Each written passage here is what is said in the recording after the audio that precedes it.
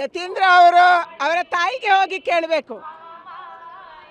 ಯಾರು ಅವರನ್ನು ಹೆತ್ತಿದ್ದಾರೆ, ಯಾರವರನ್ನ ಹೊತ್ತಿದ್ದಾರೆ, ಅವರಿಗೆ ಹೋಗಿ ಕೇಳಬೇಕು ನೀವು ಯಾರು ಅಂಥೇಳಿ. ನೀವು ಯಾವ ದೇವರನ್ನು ನಂಬ್ತೀರಿ, ಯಾವ ಆಚಾರವನ್ನು ಪಾಲನೆ ಮಾಡ್ತೀರಿ, ಯಾವ ಸಂಸ್ಕೃತಿಯನ್ನು ಪಾಲನೆ ಮಾಡ್ತೀರಿ, ಅವರ ತಾಯಿಗೆ ಅವ್ರು ಕೇಳಿದರೆ ಆ ತಾಯಿ ಅಂದರೆ ಸಿದ್ದರಾಮಯ್ಯನವರ ಹೆಂಡತಿಯವರು, ಯತೀಂದ್ರ ಅವರ ತಾಯಿಯವರು ಕರೆಕ್ಟ್ ಉತ್ತರವನ್ನು ಯತೀಂದ್ರ ಅವರಿಗೆ ಕೊಡ್ತಾರೆ.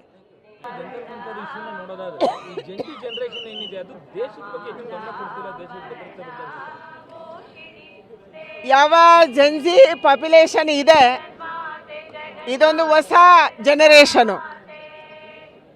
ನಾವು ಚಿಕ್ಕವರಿರುವಾಗ ನಮ್ಮ ಕೈಗೆ ಮೊಬೈಲ್ ಇರಲಿಲ್ಲ, ಇಂಟರ್ನೆಟ್ ಇರಲಿಲ್ಲ, ವಿದೇಶದ ಯಾವುದೇ ಮಾಹಿತಿ ಇರಲಿಲ್ಲ. ಆದರೆ ಇವತ್ತಿನ ಯಂಗ್ಸ್ಟರ್ಸು ನಮಗಿಂತ ಹೆಚ್ಚು ಬುದ್ಧಿವಂತರು. ದೇಶ ಚೆನ್ನಾಗಿರಬೇಕು, ನಾವು ಚೆನ್ನಾಗಿರಬೇಕು ಮತ್ತು ಆ ರೀತಿಯ ಒಂದು ಮಾಹಿತಿಯನ್ನು ಪಡೆದು ಆ ರೀತಿಯಲ್ಲೇ ಯೋಚನೆ ಮಾಡ್ತಾರೆ. ಜೆನ್ಜಿ ಜನ್ರೇಷನನ್ನು ಸರಿದಾರಿಯಲ್ಲಿ ತೊಗೊಂಡೋಗೋದು ನಮ್ಮೆಲ್ಲರ ಕರ್ತವ್ಯ ಇದೆ. ಅದು ಸಮಾಜದ ಕರ್ತವ್ಯನೂ ಹೌದು, ತಂದೆ ತಾಯಿಗಳ ಕರ್ತವ್ಯನೂ ಹೌದು, ಸರ್ಕಾರದ ಕರ್ತವ್ಯನೂ ಹೌದು. ಅವರಿಗೆ ಸರಿದಾರಿ ತೋರಿಸುವಂಥ ಮತ್ತು ಸರಿದಾರಿಯಲ್ಲಿ ತೊಗೊಂಡೋದ್ರೆ ಖಂಡಿತ ಅವರು ಈ ದೇಶದ ಭವಿಷ್ಯಕ್ಕೆ ಬಹಳ ಪೂರಕವಾಗಿ ಕೆಲಸ ಮಾಡ್ಬೋದು. ಯಾಕೆಂದರೆ ಇವತ್ತಿನ ಸ್ಟಾರ್ಟಪ್ಸ್ಗಳಲ್ಲಿ ನಾನು MSME ನೋಡ್ತಾ ಇದ್ದೀನಿ. ಯಾರು MSMEಯಲ್ಲಿ ಸ್ಟಾರ್ಟಪ್ ಮಾಡಿದ್ದಾರೆ, ಇಂಥ ಬುದ್ಧಿವಂತರು, ಕಲ್ಪನೆ ಮಾಡ್ಕೊಳ್ಳೋಕ್ಕೆ ಸಾಧ್ಯ ಇಲ್ಲದಷ್ಟು ಬುದ್ಧಿವಂತರು ಮಕ್ಕಳು ಅಲ್ಲಿದ್ದಾರೆ. ಹೊಸ ಯೋಚನೆ ಮಾಡ್ತಾರೆ.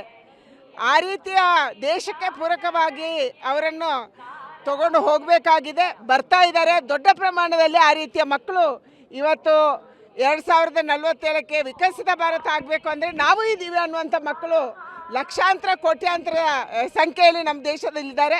ಅವರನ್ನು ಪೂರಕವಾಗಿ ಖಂಡಿತ ನಾವು ಮುಂದೆ ತಗೊಂಡೋಗೋಣ. ಅವರಿಂದ ದೇಶಕ್ಕೆ ಲಾಭ ಆಗುತ್ತೆ.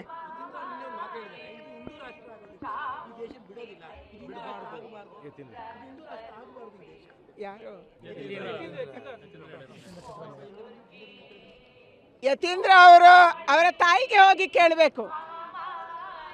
ಯಾರು ಅವರನ್ನು ಹೆತ್ತಿದ್ದಾರೆ, ಯಾರವರನ್ನ ಹೊತ್ತಿದ್ದಾರೆ, ಅವರಿಗೆ ಹೋಗಿ ಕೇಳಬೇಕು ನೀವು ಯಾರು ಅಂಥೇಳಿ. ನೀವು ಯಾವ ದೇವರನ್ನು ನಂಬ್ತೀರಿ, ಯಾವ ಆಚಾರವನ್ನು ಪಾಲನೆ ಮಾಡ್ತೀರಿ, ಯಾವ ಸಂಸ್ಕೃತಿಯನ್ನು ಪಾಲನೆ ಮಾಡ್ತೀರಿ, ಅವರ ತಾಯಿಗೆ ಅವ್ರು ಕೇಳಿದರೆ ಆ ತಾಯಿ ಅಂದರೆ ಸಿದ್ದರಾಮಯ್ಯನವರ ಹೆಂಡತಿಯವರು, ಯತೀಂದ್ರ ಅವರ ತಾಯಿಯವರು ಕರೆಕ್ಟ್ ಉತ್ತರವನ್ನು ಯತೀಂದ್ರ ಅವರಿಗೆ